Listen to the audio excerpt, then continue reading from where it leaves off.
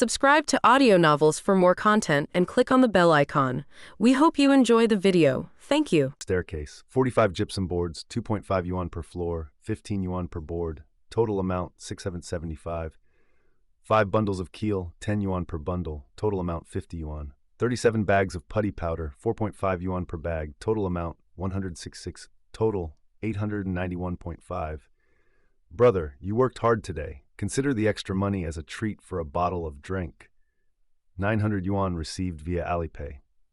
International Metropolis, Rakshasa City. Late at night, in front of an old residential building. It was already autumn by then, with the weather turning colder, and most people had started wearing sweatshirts or long sleeves. But Lin Mo, who had worked for half the day, was still bare-chested, allowing sweat beads the size of soybeans to continuously roll down his body. Thank you, boss. Contact me anytime you have more work.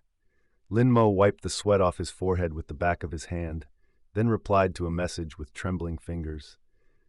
He got on his electric bike and headed home. He had a good build, a robust physique with well-developed muscles, especially the block-like pectorals and abs, giving off an impression of sturdiness at first glance. But upon closer inspection, one would notice that Lin Mo's back was covered with dense, thin scars, as well as peeling dead skin from prolonged exposure to the sun. His palms had become as rough as the bark of an old pine tree, with cracks on the backs of his hands and thick calluses in his palms. Beyond these external scars, he had serious issues with his meniscus, lumbar muscle strain, and bursitis, often needing to work while wearing large patches of pain-relieving plaster. Although he made nearly 1,000 yuan today, which was a lot of money for most people, Lin Mo wasn't very happy. Like most men, he was facing his own midlife crisis. At 30 years old, his body had started to gradually decline, and nobody knew how long he could continue with such intense physical labor. Beyond that, the cost of living in Rakshasa City was terrifying, with the expenses for his daughter's elementary school, plus monthly rent and other living costs, nearly consuming 80% of his total income. He could save very little money each month. Forget about settling down in the big city. He didn't even have enough money to buy an apartment outright in a small county town. And going back to his hometown? Heh. Lin Mo's parents were also migrant workers from out of town, and he was born in Rakshasa City. To him, hometown was nothing more than a dilapidated adobe house he visited maybe once every 3 to 5 years. No connections, no familiar friends. He didn't even know the roads in the county town. What could he possibly do if he returned to his hometown? He remembered when he had just graduated. Lin Mo was full of ambition, wanting to carve out a niche for himself in the big city. But he sadly realized that the children of workers mostly end up as workers themselves. It wasn't as easy as he had thought. A hometown that he couldn't return to, a city that he couldn't hold on to. Despite his utmost effort, he couldn't offer his wife and child a stable life. This was the most honest portrayal of Lin Mo's life. Because he lived in the suburbs, by the time Lin Mo stood in front of his house, it was nearly 9 p.m. Shh. Standing at the entrance of his rented apartment, Lin Mo took a deep breath, gave himself a relaxed smile, then took out his keys and turned the door lock. Creak. The rusty security door opened, revealing a small but very clean and tidy living room. "Daddy's back!" The cute little girl sitting at the dining table doing her homework stood up at once upon seeing Lin Mo, hurriedly ran over and leaped into his arms. Lin Mo instinctively lifted his daughter, but winced from a sharp pain in his back, freezing the smile on his face. "Sss!"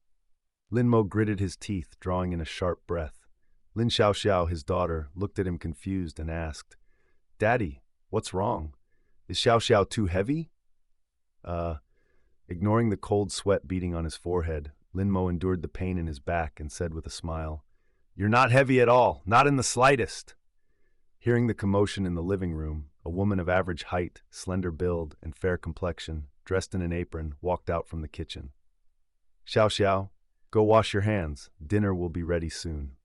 Her name was Li Jinwen, Lin Mo's former college classmate and his present wife. Lin Mo gently let his daughter down, patting her head and saying, "Listen to mommy and go wash your hands." "Okay," Lin Xiaoxiao replied obediently and walked into the nearby bathroom reluctantly. Ouch! As soon as the bathroom door closed, Lin Mo, one hand on his lower back, contorted his face in pain. It really hurt. That kind of pain coming from the inside of the muscles, as if he'd been hit with a dull club. Li Jinwen asked with concern, "Is your back hurting again? Let me put some medicinal plaster on it for you." "No need. It was a bit cold on the way home. Probably just caught a draft. It's nothing." Lin Mo rubbed his lower back and took a deep breath. "Are you sure?" "Yeah, it's nothing. It'll get better in a bit. Go heat the food. I'm starving." "All right, sit down and rest a bit. I'll go warm up the food." Li Jinwen turned and hurried back into the kitchen. "Oh right, didn't we say that you two don't need to wait for me to come back to eat together? I got home so late. Xiao Xiao said she wouldn't eat if you didn't come back." "All right." Lin Mo watched his wife's retreating figure, feeling an enormous sense of emotion well up within him. His wife was indeed a good, virtuous wife and mother. Lin Mo had thought so when they were dating, and he thought the same now. Marrying such a woman was the proudest achievement of his life.